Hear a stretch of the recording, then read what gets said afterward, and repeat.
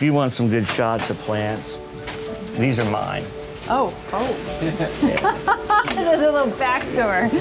Yeah, we'll just be careful walking around here and be careful what you're swinging.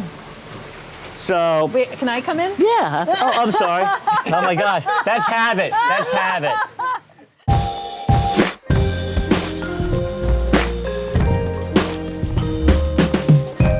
This episode is brought to you by Herb Farm. Herb Farm has been an awesome partner with us, and it's so in line with the Plant One On Me mission that I'm always eager to share what they are up to. And if you are herb curious and you do not know where to start, well, they just curated this lovely starter kit package, and it has certified organic liquid herbal extracts. Now you'll see they have 2 sprays. So they have the daily calming spray and bedtime related, so you wanna relax and come down from the day. And then they also have 2 organic certified elixirs or extracts. One is black elderberry, Sambucus nigra, very important herb within the herbal scheme of things. And also peppermint spirits, and that's a really good enlivening digestive. So you could do your own price checks, but this collection basically saves you around $13 versus if you actually wanted to buy each of these extracts individually. And not to mention, it actually comes in a pretty spanking awesome package, which actually would make for a great gift as well. So, and just keep in mind any health claims as it relates to herbs have not been evaluated by the FDA, so be sure to do your own research.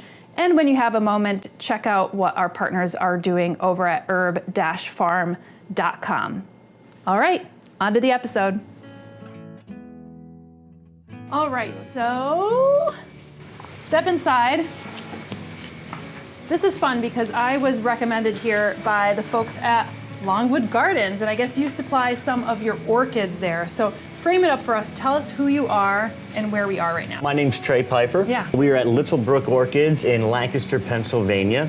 I have about 7,000 square foot of orchid growing space here. 7,000 is pretty amazing. 7,000, yeah, and it gets better every day. We get more different kinds of plants in. It always changes. So every greenhouse, we have grow a different variety of plant in there. It's its own little microcosm. Yeah. And so we have a lot of fun with it. So 7,000 in the middle of Lancaster, which is just actually charming around here. It is really lovely. Right on the edge of the city, we are. We're a hidden gem. Yeah, and so how long has this been around? Well, the orchid business, Brook Orchids, my father and I and my mother, we started it about 18 years ago. The greenhouse facilities were here since, I believe, 1925. So this was growing something else? Correct. Cut flowers. Okay. That industry, and that was I believe, a third-generation family business. Mm-hmm. Very historical here in town. Mm-hmm. The property was available, and after that industry kind of fizzled out, and my father's orchid collection, because that's how I got into this, through my father. Yeah. His collection grew bigger and bigger and bigger. He kept building greenhouses, and then he needed more, and here we are, and it's given us something to do. Well, a lot of fun. That's amazing. It's nice to see that it was family owned and operated, and that you could continue on multiple generations of at least plant related stuff. Absolutely. Which is, really not easy to do. Well, take us through, because there's some things that are blooming, and of course, like a lot of orchids are known for their blooms. So why don't you take us through some, maybe some of your favorites or some standouts right now? Oh, great. So everything here that's blooming you see now, it's all seasonal. I don't force my orchids to flower. We grow sustainable orchids, meaning I don't use air conditioning units to drop temperatures. Everything is able to flower and acclimated for here in Pennsylvania right now. You don't fiddle with it. We don't fiddle with it. No. We want them to grow naturally and be so they're easy to grow. But there's many kinds, so it always changes what's blooming. Right now we have these are called dendrobiums, Latoria type dendrobiums. They're from Papua New Guinea. They may not be as colorful and as tall as some of your other dendrobiums, such as this purple one. Mm-hmm. But the blooms last about 4 months, and they get very if you grow them correctly, they should double in size each year. Oh, that's fascinating. Yes. Another orchid blooming this time of year is a dendrochilum. These are cool because, Yes. I just saw these at Longwood Gardens, and I'm like, that looks like a grass. You have to really look at the inflorescence to kind of see that it has those little orchid flowers. Exactly, but each I mean, there's a bunch of flowers, probably 50 flowers right there. This is another type of orchid, and easy to grow in the home on a windowsill. Really? Oh Okay. yeah, eastern exposure, western exposure. Everything's an orchid here, but they're all a little bit different in watering and care and light. The longer and more narrow the leaf, the higher light, if you ever want to see a bloom. Fascinating. Okay. That's a really good, just kind of. Yeah, so we tell that to people as they're picking plants out, something to think about. I was actually speaking with one of the orchid growers at Longwood, and I had gone to an orchid show, and I can't remember exactly what I asked, but I was like, look, I don't have that many orchids. I want to try something. What could be something for the home? And he said a Psychopsis. So I ended up walking home with a Psychopsis. Really? And yeah. So you do this whole that's interesting. That one might be my first. And the orchid grower was like, I wouldn't have made that as a first suggestion. I have to tell you, it's still with me and it's doing great. Well, that says something about you. Well, I don't know about more that, importantly, about your environment where you're growing it in. Okay. Anybody, we can grow these plants, but you have to find that sweet spot in your home. Yeah. Remember, these are from tropical areas. Yeah. Growing them here, you got to find that right window, that right exposure, not too drafty. I just never want to Good for move you. it. I never want to Don't. move it because I think I got it in the right place. Where you grow it is where you show it, we say, for the bloom. So that's great. Good for you. Yeah, that's great. I had maybe it was like just a fool's luck, at the end of the day. And don't cut the spike on that. Well, that's the other thing. It's I said sequential. the only problem is it's never grown a flower. Okay. But the leaves are robust, and it starts to grow. The roots are growing up onto the leaf. Mm-hmm. But it's in a very epiphytic. It's a very small pot. Well, you're halfway there then. Yeah, I guess so. You're halfway there. So show us some other ones. Okay, so lots of people. Well, the jewel orchids. Yes. And look at all the different venation too. Yeah. Now these are great for people that we talk about. The longer, more narrow the leaf, the higher light. Well, these are going to be lower light. Right, and I love these terrestrial orchids. Great for terrariums. Yeah. Easy to propagate, and when I say that, just cutting it with a X-Acto blade, and then replanting it in just a wet moss. We keep these wet. We don't let them really dry out. Yeah. Very easy to grow. The flowers, we really grow them for the leaf. The flowers are pretty. There's a lot going on though when you really zoom in on the flower and look at it. Right. Some of these are some of these Macoides? Yes. Yeah, with the little lightning strikes and everything. All right, continue forward. This is the Phalaenopsis season. The Phalaenopsis orchid, you'll see these everywhere. Oh, that's a funky color. And this is special genetics I get from Taiwan, but we grow them the same as any other Phalaenopsis. The reason you see these everywhere is because they're great plants for the home. Yeah. You can do a lot with them. And fairly long blooming too. And long blooming, you can cut the spikes in certain areas, the inflorescent, and cause new ones to start. They're a lot of fun. I found that having it next to a cool window for me had a nice repeated bloom afterwards. Well, that's exactly how these bloom. The Phalaenopsis needs a difference in temperature of 20 degrees between night and day for a month to get it to send up the inflorescent. So it gets that here going into the fall and then actually going into the spring. So a drafty window, that can cause that to happen in your home. I leave my vents open here in the greenhouses until October 15th. And I get the 50-degree nights, 85-degree days, and that's what makes all this flower. So all these will be going into flower in the next, week or so. And I think that's so important to remind people too, because a lot of these you could find, like they're supermarket flowers, and people buy them for the bloom or the just about to bloom, and then after they stop blooming, people are like, maybe it's not dead, but it's not as pretty. I might want to toss it. But give it some time, perhaps, and give it the right place for it to have that cool period, that little rest period, and then boom. Absolutely, and in theory, each year it should bloom more prolifically. The blooms improve over time as well. They can get bigger, more branching. better in time. Okay, so patience, folks, patience. All right, I guess I'm leading the way out here. Yeah, well, we go to another greenhouse then, because that's pretty much. Oh, okay, so you can't like hurl yourself over this. I see. No, not yet, not yet. We've had people try, but well, we walk around the hallway. Okay, let's do that. So this is our show. The supplies are available for here. Yeah, so if folks want to come in, like you also offer other things other than orchids. I mean, not prolifically as much, but right. We have some tropical, companion plants. Yeah, I guess if you're going to do like a little terrarium, you could also do that as well. Absolutely, absolutely. Yeah. Especially when we'll make arrangements for people, and they like that. So here's another house, oncidiums, lots of dendrobiums. Here you'll see a lot of our higher end Phalaenopsis. These are the summer bloomers. And do you specialize just in like the cultivated varieties, or are you also a species man? Oh, I love species. I love species and primary hybrids. Yeah. So I'm always looking for them. Primary hybrids meaning like with a species and a species. Correct. Two species crossed. A lot of this stuff is not going to be. These are like almost Frankenstein. There's a lot going on in some of these here. A lot of crosses. But we have other species. We have species more on the other side as well.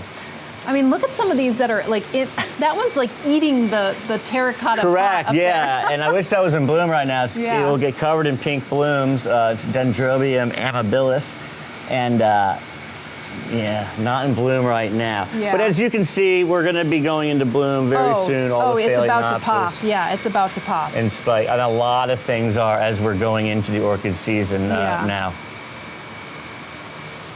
Let's go to the next row because I see that one. That looks beautiful. We can go over there when we squeeze. And here you can see we pollinate Cattleyas. I make seed pods, and we'll flask them up. Maybe in about 5 years, we'll have some of our Cattleyas, so that's fun too. Do you keep track of like the quantity of orchids that you have here? Or No. More is better. That's all it is. More is better. Yeah. Absolutely. Just fill it up. This is actually, if you want some good shots of plants, these are mine. Oh. A little back door. We'll just be careful walking around here and. Be careful what you're swinging. So. Wait, can I come in? Yeah. Oh, I'm sorry. Oh my gosh. That's habit. Out of habit. Sorry. Don't worry, I'll close. So you can see, you're fine. These are the ones that I grow, we work with. Look at that lady slipper right there. And we work with, this might smell like apples and cheese right now. Ooh. One of our favorite treats. I don't know if it's. I don't smell it. Yeah, different times of the day. No, it doesn't smell like apples and cheese, but you probably in the morning or something. Other times it does. And so we have a lot of our lady slippers. Wait, look at this one too. It has like almost like a little curly keel. Oh yeah. Many varieties. I mean, even the way that it like it dangles in the breeze. So that's a sequential Paphiopedilum, meaning, multifloral Paphiopedilum. So that means all the flowers will be open at once. Huh. So we'll have 1, 2, 3, 4, 5. Yeah. All at once. Sequential would be going up and one opens at a time and drop. Got it. So we're going into the season. Some of these are turning out very nice. I mean, and are all of these crosses? Yes. Yes, these aren't species. These are crosses. I mean, look at the markings on this. Insane. And this one's like hooded. Yeah, well, it's opening up. That still has to open up fully.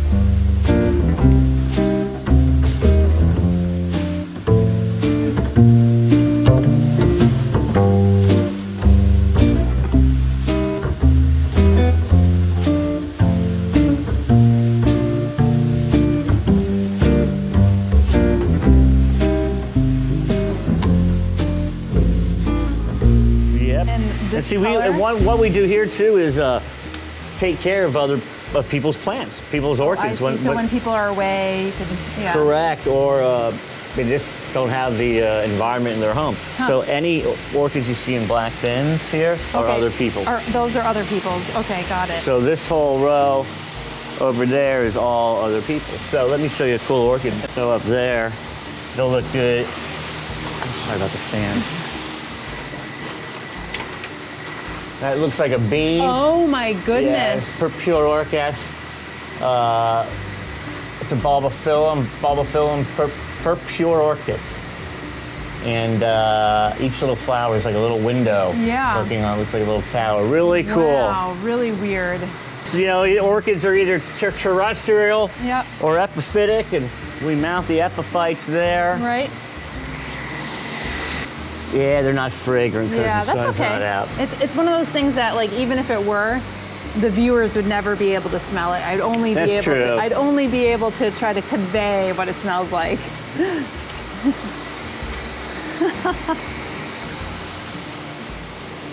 Is this one of those where they call them? They're like more like bulldog, or no? No, a bulldog. Okay. This is actually That looks. that's actually a primary hybrid Yeah. of Hangianum and Malapanense. But the bulldogs, they have a lot of genetics in them, like a lot, and they're a whole other thing. And they'll bloom March. We're starting. March is a big time, so they're starting to go in sheath now and send out their buds. And what is this one then? This is a primary hybrid. This is Paphiopedilum Shunfa Golden. Okay. I mean, it looks like a waxed plant. You know. Yeah, they're great, and I mean, it's all designed for pollination. I mean, Yeah. if you look at the entrance, the bug will go in here and drink water, but the only way out is through the back door. And when they do that, they hit the pollen, and they pollinate the plant. It's crazy. Pretty interesting. And here's the Isoclades right here. Yes. Yeah. So let's show you some. That is pretty neat up there. Yeah. And like the little coconut Yeah, shells? I go Yeah. around the supermarkets and get coconuts and drill them out and mount orchids on. I'm well, always just looking goes for to show, coconuts. It Yeah. could show you could just plant in just about anything, you know? Anything could become a planter. Right, as long as we put some mix in there, and Yeah. as long as the roots can hold on, it's pretty good. We can go to another house. Sure. Let's get a picture. Oh yeah, that's pretty spectacular too. We'll take you to the Vanda house. I don't know if this would Oh, prevent you're too many fine. Don't people. worry about Are it. you sure? Oh, yeah. We'll get it later. If I tried to lock you in, lock you out. So Classic. now, one important thing to note too is this complex is never in full just bloom. Of course not, yeah. And some people come in and they don't understand that. Right. But that's how it is with orchids. It's nice though that you have some photos here just to kind of show the possibilities. We do have the photos, and that helps. We want to Yeah. get more up, but they get faded from the sun. And Right. So, luckily in today's world, we can pull up the pictures on our phone. Exactly, that's true. So that's a good thing. Yeah. But pictures are very helpful. Yeah. Oh, So and look at all certain your things- coconut collection Yeah, too. the coconuts. It's a great way.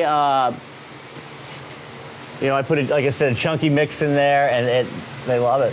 Yeah, well, we'll get a shot of some of the chunky mix that you're using because your mix is really chunky, as you Yeah, said. well, I mean, you I'm could see some of it here too. Yeah, and mix is very personal. It's Yeah. like, you know, politics and religion. It's very personal. Whatever works for you, Yeah. do it. I'm always tweaking my mix a little bit. Okay, so you probably picked up the mix from your father, I would imagine. Well, and you yeah, tweaked sure. It from there. Sure, well, and yeah, we both did together. And, you know, maybe I need a little more sphagnum moss on here, a little more, more calcium on this. So are you growing orchids that all kind of operate in this kind of like weather and it kind of cools down in the fall? Are you trying to have any greenhouses that are really warm or a little cooler, or? The only thing I don't have, each greenhouse doesn't have its own computer system. We have 8 greenhouses here, technically, 8 houses, but 2 computer systems. So my northernmost house, we call it my cool house. And I have a lot of jewel orchids in there and the cooler growing orchids.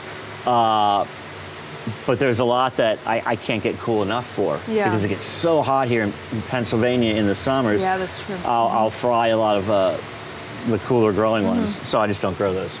So no, we just get a lot of intermediate and hot growing orchids here. Yeah. We see some that are flowering. Oh yeah, well we just got those in, and they're going to be better each year. And then this like cerise colored one, the coral colored Yeah, one. that's a great Cattleya Santa Barbara Showtime, and that's a great plant. I think that color is really striking. I think a lot of people gravitate towards that coral color. I mean, I know for plants that I want to grow outdoors, I gravitate towards that color. Yeah, I mean, that and oranges and yellows I like too. It's a great plant. It's just they get so big. Sometimes I can't get them out the door. They look like flamingos. Like and then there's a blue and white one up there too. Is it in bloom? I don't see it. Oh, I do see it. Yeah, right up there, just right over the edge. And what's this guy that's blooming right there? Laelia Cattleya Morning Glory. Wow. So when you say Laelia Cattleya, it's a cross of a Laelia and a Cattleya. They're both kind of the same, but Laelias can take a little more light. I see. And so yeah, we combine the names. Cool. And this yellow guy right here?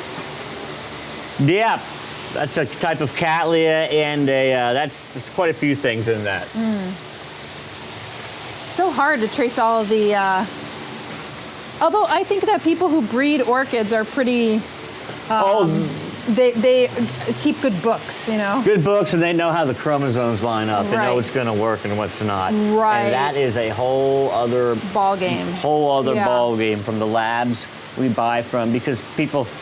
You can't just plant orchid seeds. And then you have to go to tissue culture. Which is how we have to do it. Stem propping, tissue culture. But this is all seeds. We have to do all that in flasks as well. I'm certain that kind of insects get in here at some point. Is something pollinating a lot of these? They better not. I'm the one pollinating by hand. Okay, so I'm the one pollinating by hand. So you try to keep any insects down. I keep any insects down because the plants are too valuable. Got it. Yeah. He's got clean plants, is what he's saying. And you got some variegated types over here. Sure. Yeah. We all variegated. It's actually a mutation. So it's a natural variegation in the. No, it's a mutation through tissue culture. Okay. That's what happens. The more you tissue culture things, it's kind of like Homer Simpson when he was cloned. Each Homer Simpson got half as dumb as the one before. So each clone is going to be a little different. Are these hard to flower? No. Do they take a little time to flower because they're variegated, or no? No, not at all. Okay. They're in spike right now. Okay. They're in spike right now. Yeah, nice. See, here's a bit more of like when you. Yeah, this is the mix. So that's just a medium Douglas fir bark we get from Oregon. It's all been heat treated to get rid of bugs. This is a grade 4 perlite. It's a larger perlite from the West Coast. Yeah, it almost looks like pieces of styrofoam, right? Yeah, that's for aeration, then charcoal, and that's it. And then we, like I said, tweak it how you have to. Yeah. Sphagnum moss, less of this, more of that. Awesome. Well, we can go to another house if you want. Again, sure.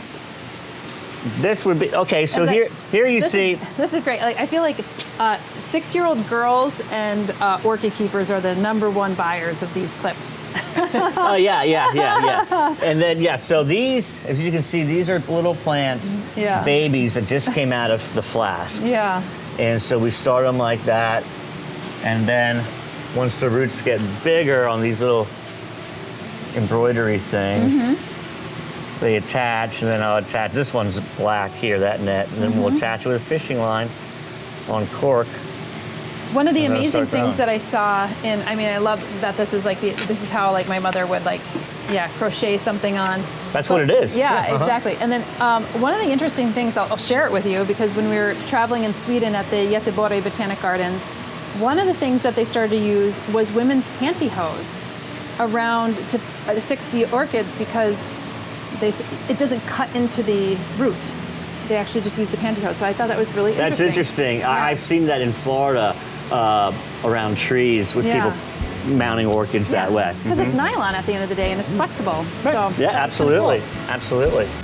More plants, as you can see, not a whole lot in More bloom ant right plants, now. I guess. Oh yeah, ant plants.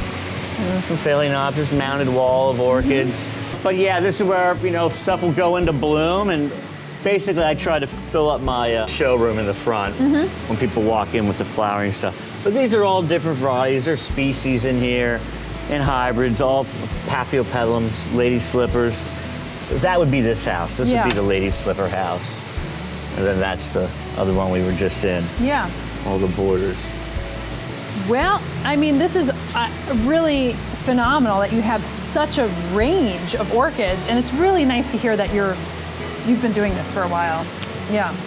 Yep, learned it through my father and family, and I've been here, about 18 years now doing it here. Yeah. Here. But I grew up around it. It was my chore to water the orchids, well, it clean the must have been greenhouse. a wonderful chore because you kept with it. Yeah, absolutely. Yeah, I guess so. Well, thank you so much. This has been really lovely to see this. I'm glad we were able to make it because we don't typically make it out this way. So the fact that we were able to get a little shot of your village here of orchids was just really precious. Well, absolutely. I appreciate you making the trip, Summer. Yeah, Thank you very much. We hope you enjoyed the tour through Little Brook Orchids. If you're out near Lancaster, be sure to pop in. And if you appreciate these videos, you could return the favor by supporting the channel through a number of low-touch ways. Liking the video, giving it a tip, becoming a sustaining member for as low as $5 a month, and of course subscribing and hitting the notifications button. We also have a suite of online houseplant courses that you can enroll in that you could find at homesteadbrooklyn.com. And if you're looking for more content like this, we have a second channel called Flock Finger Lakes, where we cover everything from outdoor gardening to home renovation to the lost arts. So check out that when you have a moment. We'll see you in the next episode.